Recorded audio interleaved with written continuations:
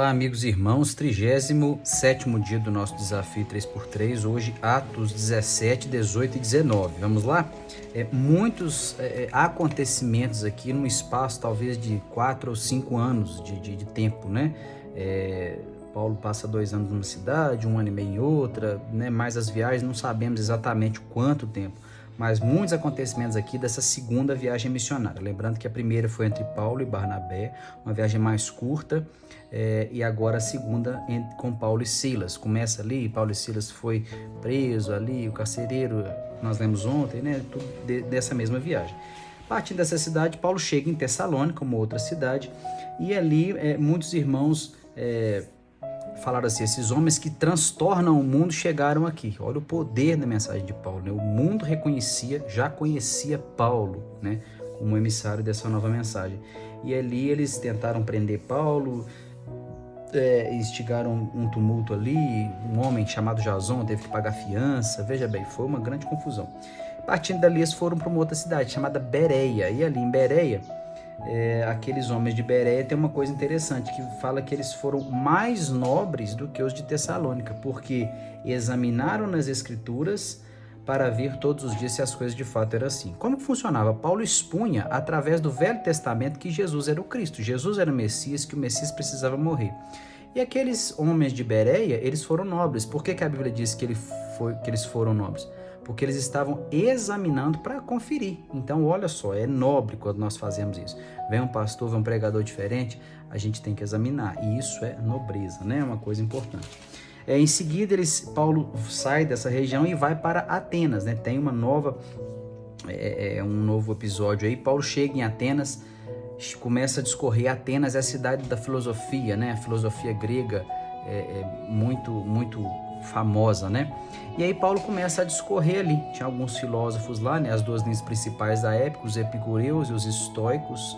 Os epicureus criam que a principal finalidade da vida era evitar a dor e sentir prazer, né? Epicureu. Tem até o paradoxo de Epicuro, né? Que fala assim que Deus não era onipotente porque permitia que o mundo sofresse maldade, né? Então veja bem, os epicureus valorizavam essas coisas do prazer, da sensação pessoal.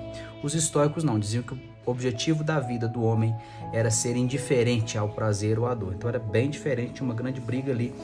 E aí Paulo começa a discorrer em Atenas e ele fala, vê a idolatria e vê um altar ao Deus desconhecido. E esse altar tem uma história, posteriormente podemos falar dela, que foi construído por um homem cretense chamado Epimênides, num período de dificuldade em Atenas, e ele invocou um Deus dos céus, criador de tudo, só que ele não sabia o nome. Aí falou, é o Deus desconhecido.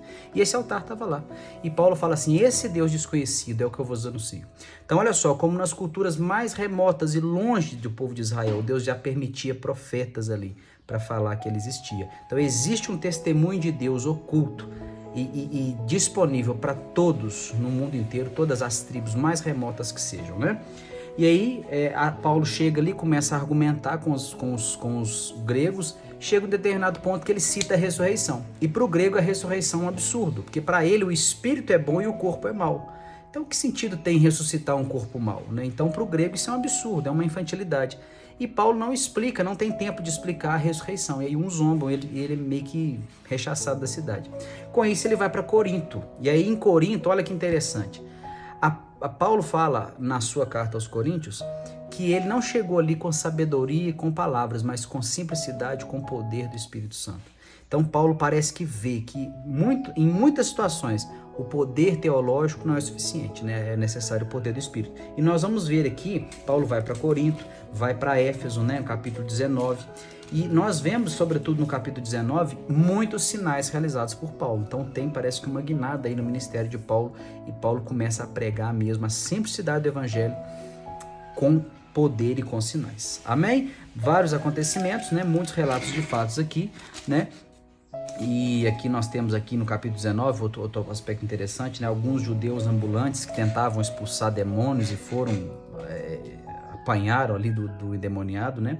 Mostrando que um descrente não tem autoridade para isso, mas um crente tem, né? Um crente tem essa autoridade. Enfim, alguns acontecimentos interessantes. E aí, se você tiver qualquer dúvida a respeito desses assuntos aqui, não hesite em chamar, viu? Que Deus te abençoe.